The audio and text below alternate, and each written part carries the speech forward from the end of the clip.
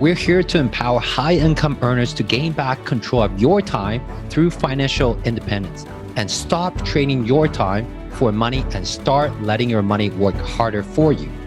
And hey, if you want to meet other high-income earners on their FIRE journey, join our High Income Earners FIRE Facebook group. Every month, we'll have guest speakers and we'll share about what our team is currently working on and allow you to share what you are working on with other high-income earners.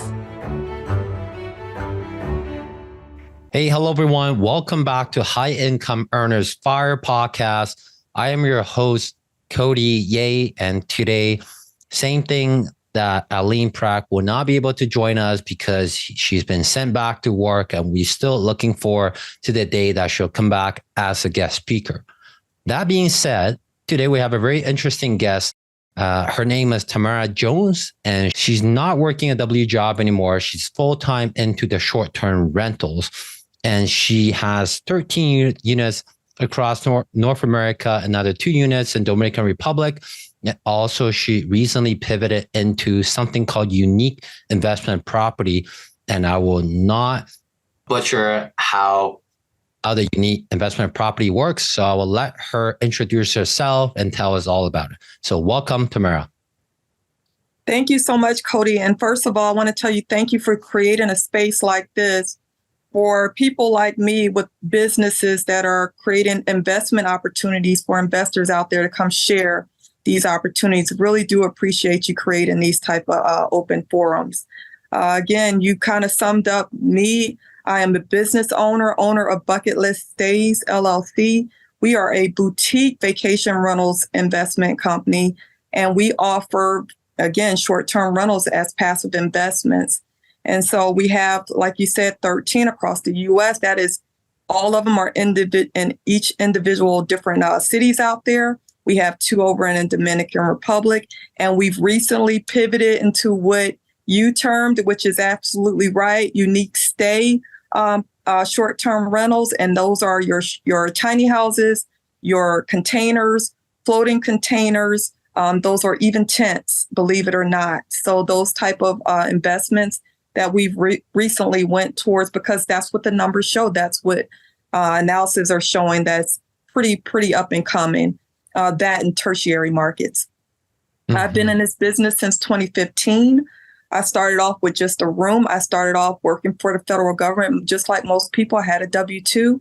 But this job or this particular career for me at this point took off to where I really didn't have to sustain my W-2.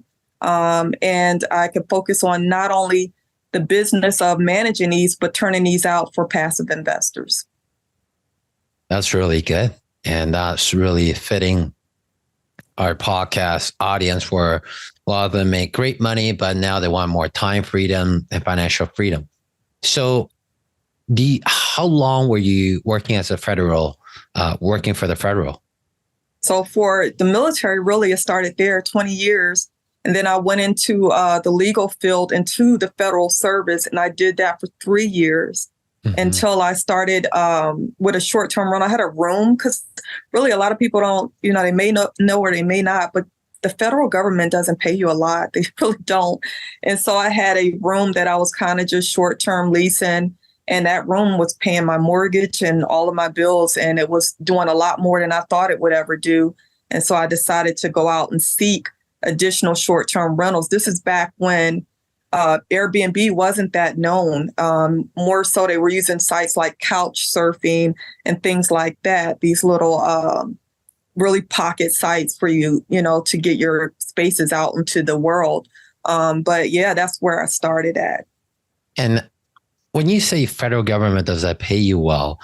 I have a lot of students that actually work for the federal government in the past, worked for 20 years, and they kind of retire and find a second job or use our stock option said and done strategy to make their cash flow. So do you mind kind of shedding some light at how much were you making roughly? How much was the one room bringing? How much income was that bringing you every month? Yeah, so just in general, I was making a little under $70,000 for the federal government.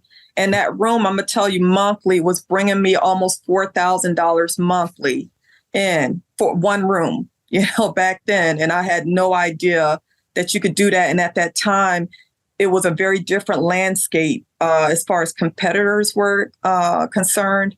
But I just so happened to be in a great market, which was North Atlanta. And that room was actually paying my bills really by itself. Wow. That's fantastic. I'm sure the landscape kind of changed a little bit. Yeah. So how do you turn that federal job and you work for 20 years, I guess you kind of retire. Now you're kind of, one source of income is a W-2 pension. And how does that one room turn into 13 units? What happened from 2015 to now? Yeah, I think that's another great question. Is I looked at what was coming in as far as margin was concerned. And I thought to myself, well, if a single room is doing this, what does an entire unit do? It really piqued my curiosity to go out and seek growth and scale. And so when I was doing that, just like anybody else, I started seeking out mentorship. I did some reading and went online to a lot of YouTube videos, but I came across eventually somebody who was doing this full time as a property management company. And when I went to the property management company through this person that I met that was doing it full time, I explained that, hey, I have a room. It's doing really great. I'm ready to get an entire unit. Can you tell me a little bit, or what do I need to do to get into an entire unit? And what we ended up doing was bartering, because I had a legal background. So I ran a lot of permit checks, and that's very important in short-term rentals. And so I ended up working for the company, not just getting guidance, but actually working. So I touched everything that had to do with short-term rental, how to run analysis, how to run the permits and the license checks. Where do you locate them? How to set them up? How to run them passively? So all of that took place between 2015 and where I'm around 2017, which is when I branched out on my own with my own business. And that's where it kind of took off from there. And how important it is to know those skills of getting permits and setting up the whole foundation for it. How important is that? It's super. I mean, it's not, I can't even quantify it, how important it is that you do your back work, your homework before you jump into short-term rentals, because they're different than traditional real estate assets. They're very seasonally impacted, and they're very environmentally and politically impacted, which is a lot different from a traditional unit. You have to be familiar with the checkpoints that you need to do analysis on before setting yourself into those type of assets, which a lot of people call them alternative real estate assets. So you have 13 units now. And I know you run a master class as well. Without giving too much secrets away, what are your checklists? Yeah, I love that. So it's a series of checklists, and the first one is really in phases. So the first checklist series is in phase 1, which is your administrative phase. That is where you run your analysis. What would occupancy look like? What does demand look like for the area that you're looking into? What does the return look like for that particular area? So that's really where we run all your numbers at. And then that same phase, which is phase 1, the administrative phase, you're running your legality checks as well.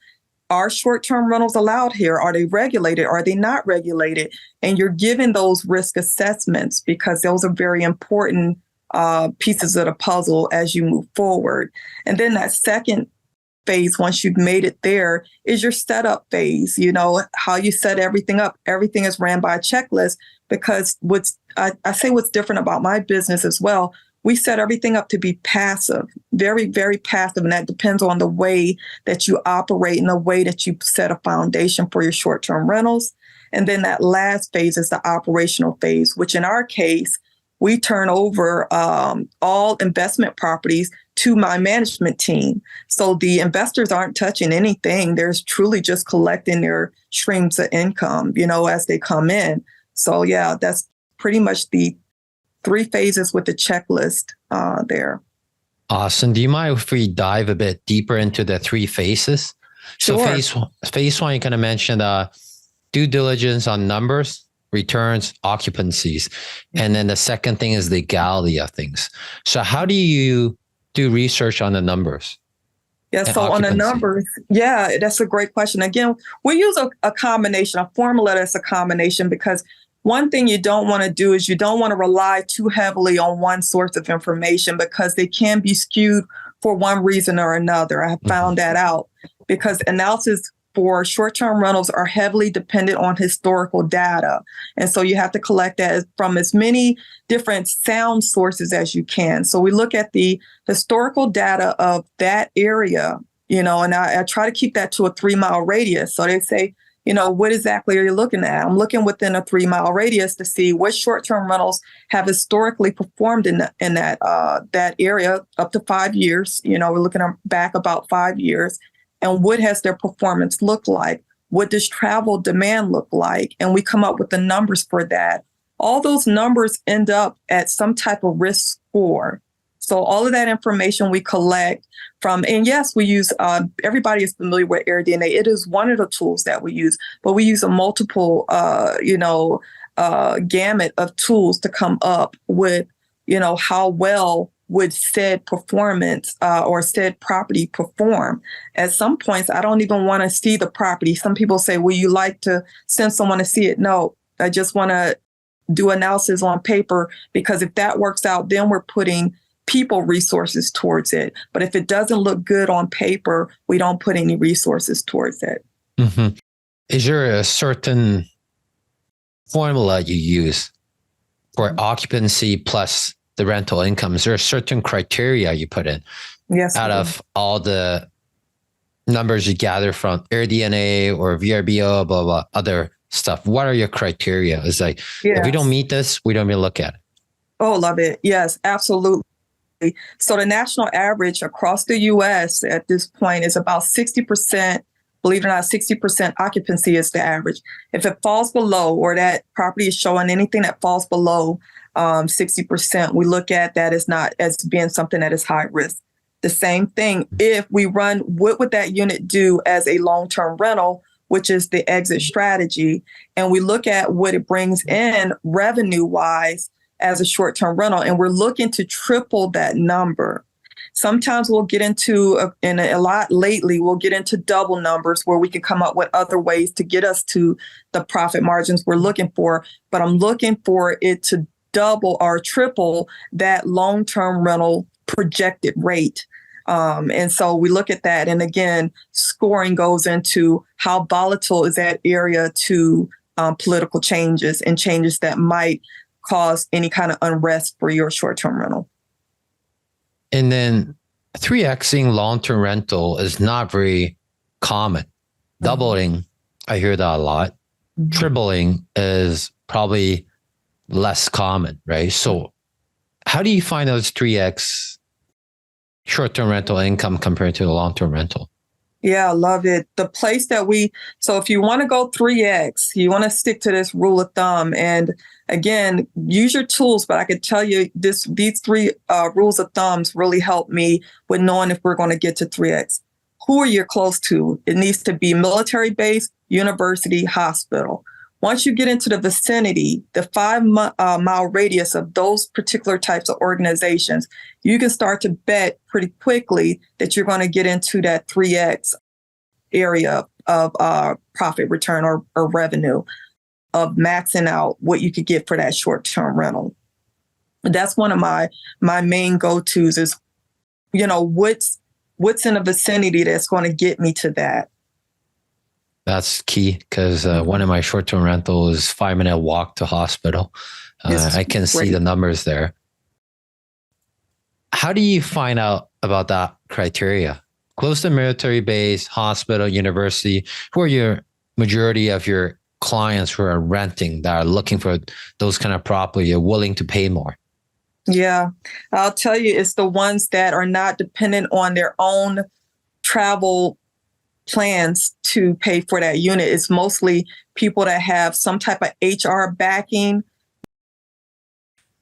plans or some type of government organization backing their travel plans. And that's where you'll start to see those numbers. Definitely. There's some subsidies and there's some. Yes. some kind of X-backs or getting That's right. relocation. So they give you those. So people are willing to pay more because it's not really out of their pocket, right? Not out of their pocket. That's They're great. usually dealing with some kind of per diem. Per diem. Yes, that's a word in the W-2 or the T4 in Canada. So now we kind of touch base on the phase one, and I'm kind of guessing the political side, you kind of look at, hey, is there HOA? Is there potential of the community organized, restructure, and now they want to put in restriction on short-term rental, right? Is that correct? Yeah. You want to work, when you're looking at short-term rentals, it doesn't matter what the structure is of that short-term rental. It could be single family, multifamily, it doesn't matter. You want to look closest to that short-term rental first and work your way out. And what I mean by that is you look at your HOA first before looking at the county. After you've cleared the HOA, you look at the county. After you cleared the county, you look at the state. So you want to work your way out when you're looking at the legalities on a short-term rental. Another thing that a lot of people overlook when they're doing analysis is they'll say, well, this is unincorporated. Maybe this is in an unincorporated area or it's not regulated. So we're good to go.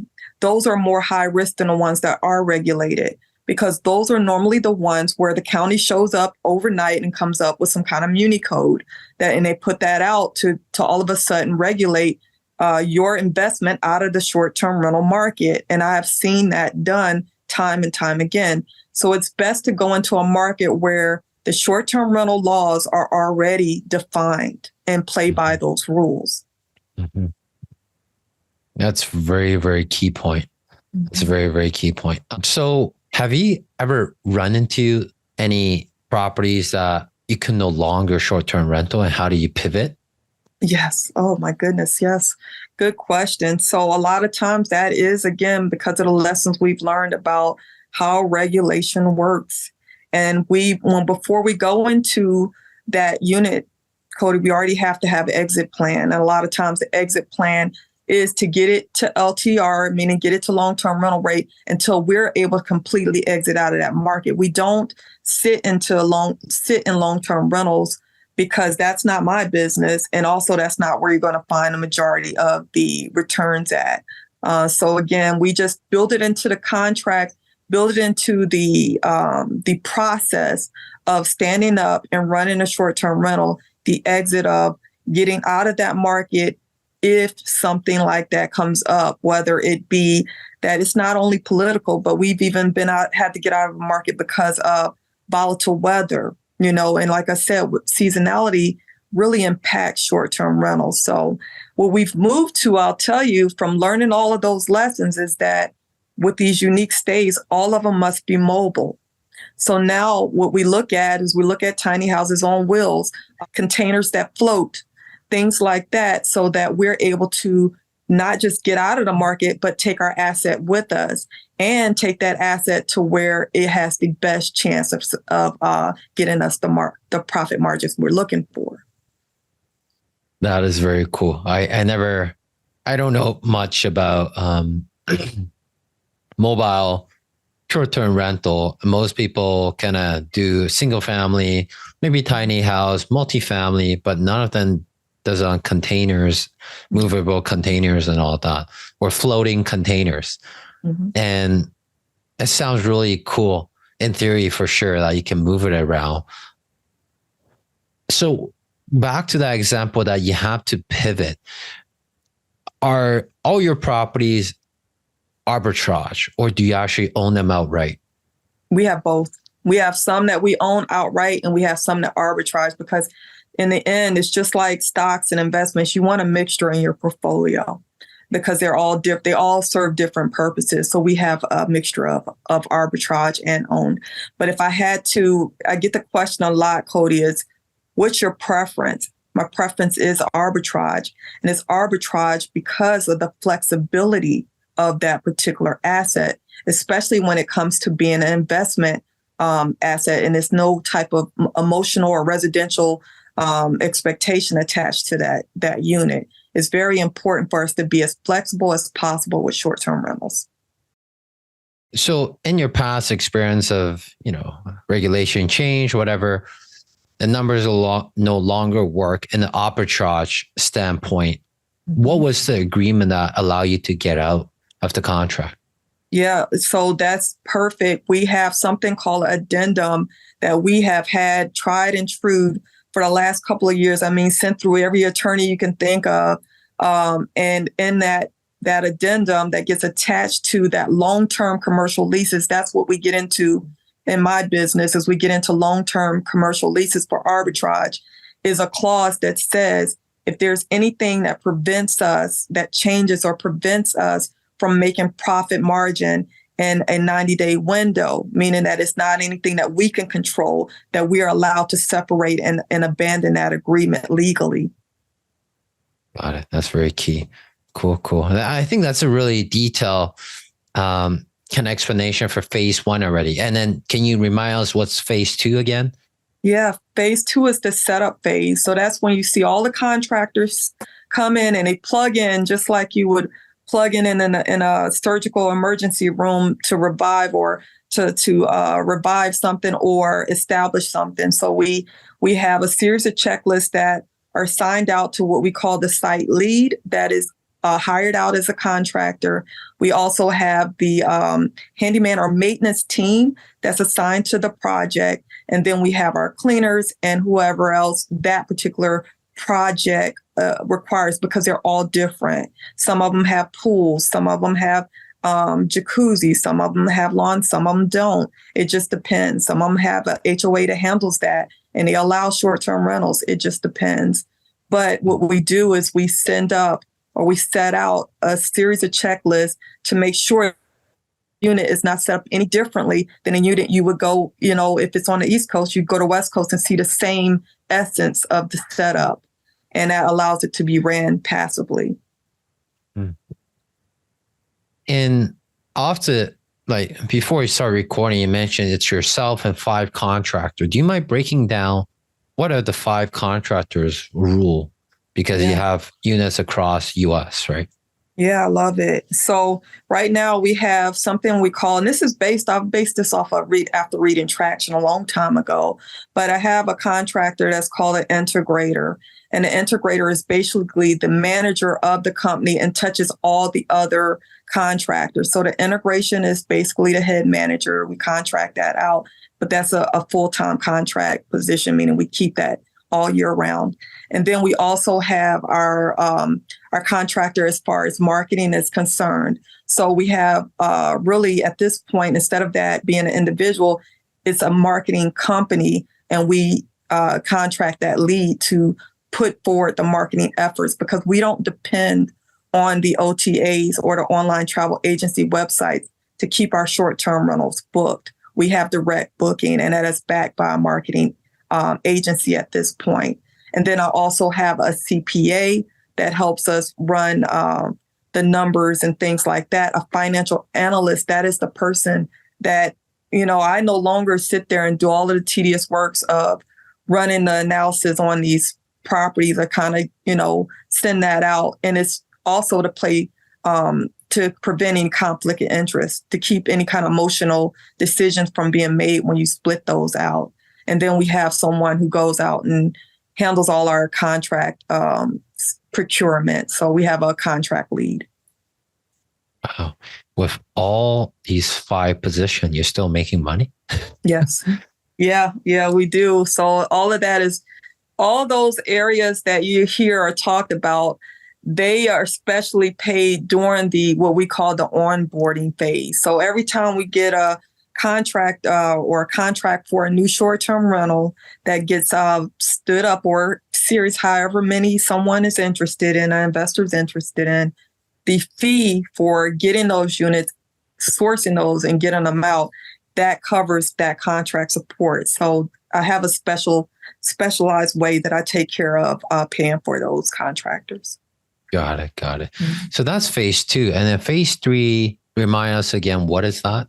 Yeah, that's the operational phase. So that happens as soon as photo shoot day is over. So every unit gets its own special professional photo shoot.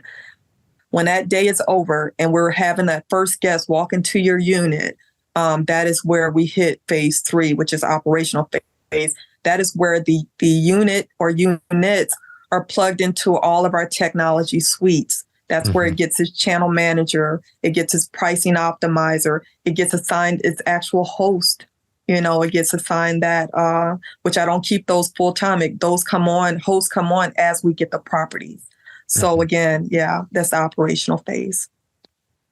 Got it. So now that you have all these set up, where do you spend most of your time? Yeah, that's good. Really good. Really, it's managing our contractors at this point for me anyway, if you're asking me, or not just for me and not the team, but for me, it's managing the contractors and anything that they're needing support with. I look at myself as somebody who offers support and service to make sure everybody has what they need in order to perform the job that they're trying to perform. So I use a lot of time with that. Also use a lot of time researching. So I never get away from what's coming up in the market, what's changing in the market. So you have to keep fresh on those things.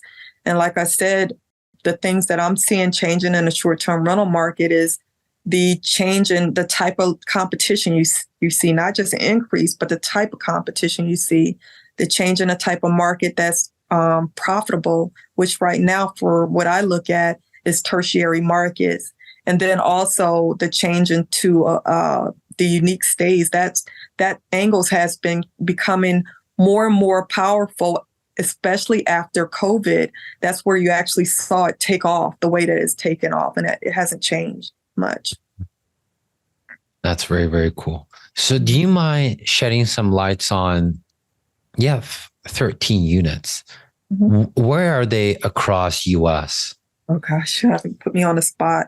Just know we have them in Florida, we have them in New Orleans, we have them in Georgia, we have them in Alabama, we have them, and I don't have my list of the 13, but we have them all over on both sides, and we have them in New Mexico. So again, they're all over. And why are they all over? Because you don't have the economy of scale. Yeah. Well, they're all over and it goes back to COVID. Okay. Whenever there's an impact to a market, it's very important that you have a balance when it comes to short-term rental. So short-term rentals traditionally do well in the spring and summer. You ask anybody, they'll say those are the peak seasons, right? But that can also be where you falter at if the markets that you have your short-term rentals all do well in the summer and the spring. You want some that have peak seasons in the winter and the fall. And so every time we look at where we're going to put short-term rentals, it's more so to balance out our portfolio performance, specifically on those the off-peak season. So we have units in New Mexico that perform really well in October. Other units on the East Coast don't. We have them in New Orleans that peak season is in the winter. It is not in the spring and the summer. It's very different. It's very important to have different markets in the portfolio. Nice. Yeah, that makes sense as an overall high-level review. Do you guys only focus on blue states or red states because of the favorable regulation, or that's not really a concern? No, it's not a concern. Where we go is where the opportunities are. We go where the opportunities present themselves. It just so happened that right now they're more so in the blue states, but is that our goal? No, our goal is to go where the money's at. And if that is in the red states, that's where we're going. But it's just so happened that that's kind of how it is right now. But as far as going forward, no, I see us having a presence in all states. That's a goal. Got it.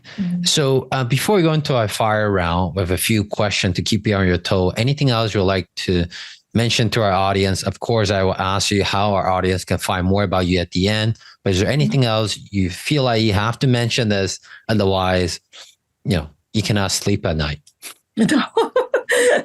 That's a good question. No, I think I'm always preaching that, to traditional real estate investors, add a couple of short-term rentals into your portfolio. Just take a shot. It's good to shake your portfolio up a little bit. They offer a different angle for things. And that's it. Nothing more, nothing less. Got it. Cool. Let's go into a fire round. First question. If you become a billionaire with the B tomorrow, what will your day look like, Tamara? I think it will look pretty much the same. I am doing what my passion is. And I think money gives you the opportunity to be free, and freedom means that you do with your time. It doesn't mean you do nothing. It means you're allowed to do with your time what you're passionate about. And it just so happened I'm in my passion right now. That's good. Mm-hmm. Second question. If you lose everything, you lose your W-2 pension, you lose your courses, you lose your 13 units, but I drop you of $500,000. How would you start all over again right now?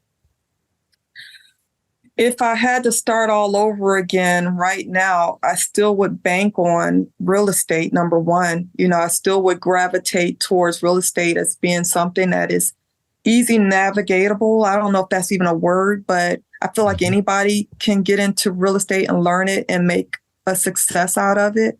So I would start there. And then I would look at, again, honing in my skill on how to mitigate risk. I don't think you ever get away from risk, but I do think that you can practice and get really smart at pinpointing it, identifying it, and mitigating it. So I would spend my time doing that and get right back into it. Cool. If you're a podcast host, who would you like to interview? Oh my goodness, that is a hard question, but that's a great question because be surprised it or not, I wouldn't interview short-term rental. I feel like I do this every day and we converse every day about it. I would be interested in something very different.